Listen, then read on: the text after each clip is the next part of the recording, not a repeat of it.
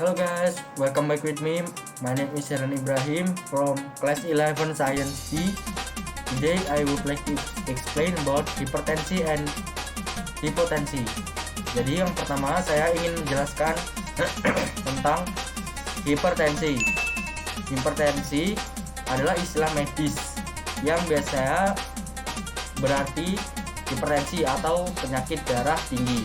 Nah, biasanya darah tinggi ini akan menyerang orang-orang dewasa. Nah, jika darah tinggi atau hipertensi tidak disembuhkan, maka akan mengakibatkan resiko terjadinya penyakit jantung, stroke, dan hingga kematian. Jadi, hipertensi jangan dianggap remeh ya. Nah, lalu hipertensi dapat kita ketahui dengan cara rutin melakukan pemeriksaan darah. Tidaknya orang dewasa dianjurkan untuk memeriksa 5 tahun sekali supaya terhindar terjadinya hipertensi. Seseorang dapat dikatakan mengidap penyakit hipertensi bila pembacaan tekanan darah sistolik pada pengukuran selama 2 hari berturut-turut menunjukkan hasil yang lebih besar dari 140 mmHg dan diastoliknya menunjukkan hasil yang lebih besar dari 90 mmHg. Lalu apa sih penyebabnya hipertensi? Nah, hipertensi itu ada dua, yaitu hipertensi primer dan sekunder. Mereka berdua ini sama, cuma yang membedakan yaitu penyebab terjadinya. Pertama, hipertensi primer. Hipertensi primer penyebabnya pada kebanyakan orang yang dewasa tidak diketahui. Hipertensi primer cenderung bekerja atau cenderung berkembang secara bertahap selama bertahun-tahun. Nah, lalu hipertensi sekunder menyebabkan hipertensi sekunder yaitu obstructive sleep asthma, apnea, osa, masalah ginjal, tumor kelenjar adrenal, cacat bawaan pembuluh darah, obat-obatan terlarang, dan lain-lain. Lalu ada gejala hipertensi. Gejala hipertensi itu ada banyak, saya sebutkan 4 saja ya. Ada sakit kepala, lemas, masalah penglihatan, dan sesak nafas. Lalu untuk pengobatan hipertensinya, ya jika kita tidak terkendali tekanan darahnya melalui perubahan gaya hidup, kita dapat melakukan pengobatan, antara lain obat untuk membuang kelebihan garam dan cairan tubuh melalui urin. Lalu yang kedua, obat untuk melebarkan pembuluh darah sehingga tekanan darah bisa menurun. Yang ketiga, obat yang bekerja memperlambat detak jantung dan melebarkan pembuluh darah. 4. Penurun tekanan darah yang berfungsi untuk membuat dinding pembuluh darah lebih rileks. Lalu yang terakhir ada obat penghambat renin untuk menghambat kerja enzim. Nah, selain mengonsumsi obat-obatan, pengobatan hipertensi bisa dilakukan melalui terapi relaksasi. Nah, jika kita tidak ingin terjadi hipertensi, kita dapat mencegahnya, yaitu dengan cara saya sebutkan 4 saja ya. Mengonsumsi makanan sehat, batasi asupan garam, mengurangi konsumsi kafein, dan ini yang terpenting walaupun sulit ya, berhenti merokok karena hipertensi dapat dipicu melalui rokok. Nah, lalu yang kedua ada hipotensi. FYI, hipertensi tadi bisa terjadi pada anak-anak juga, namun hal itu jarang terjadi. Oke, sekarang lanjut ke hipotensi. Hipotensi itu kebalikannya dari hipertensi. Jadi hipotensi adalah penyakit tekanan darah rendah atau kurangnya darah.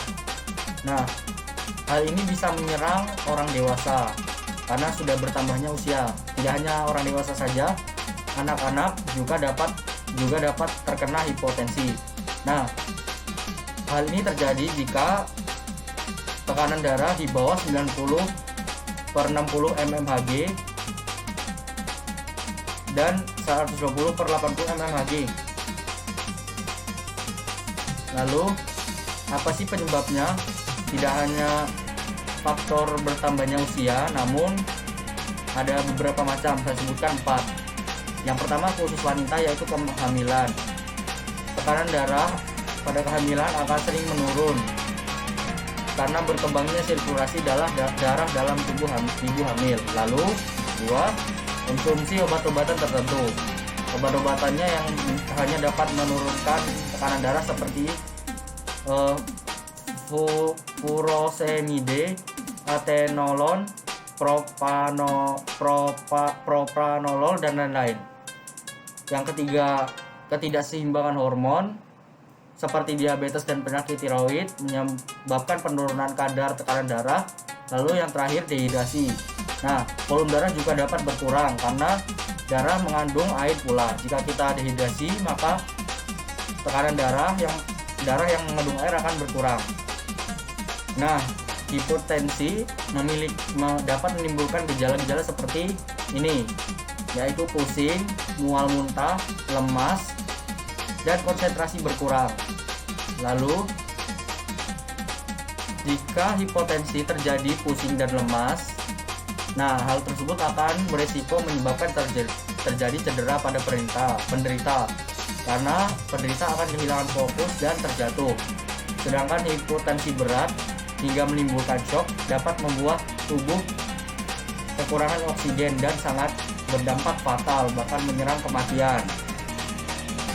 Nah, jika sudah terlanjur terkena penyakit hipotensi, dapat dilakukan pengobatan seperti yang pertama, memperbanyak konsumsi makanan dan dengan kadar garam tinggi karena garam dapat meningkatkan tekanan darah.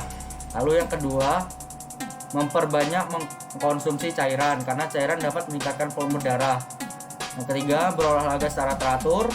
Yang keempat, menggunakan stocking khusus pada tungkai, stocking kompresi atau memperlancar aliran darah. Stocking ini semacam alat untuk memperlancar aliran darah. Lalu pencegahan impotensi. Jika tidak ingin terjadi hipotensi, maka kita dapat mencegahnya dengan cara menghindari konsumsi minuman berkafein pada malam hari serta alkohol. Kalau bisa jangan alkohol ya, karena berbahaya. Makan dalam porsi kecil namun sering, dan usahakan tidak berdiri setelah makan. Memposisikan kepala lebih tinggi ketika tidur sekitar 15 cm. Lalu menghindari terlalu lama berdiri atau duduk dan menghindari duduk bersila. Oke, mungkin sekian dari saya. Mohon maaf jika ada salah kata. Thank you and see you.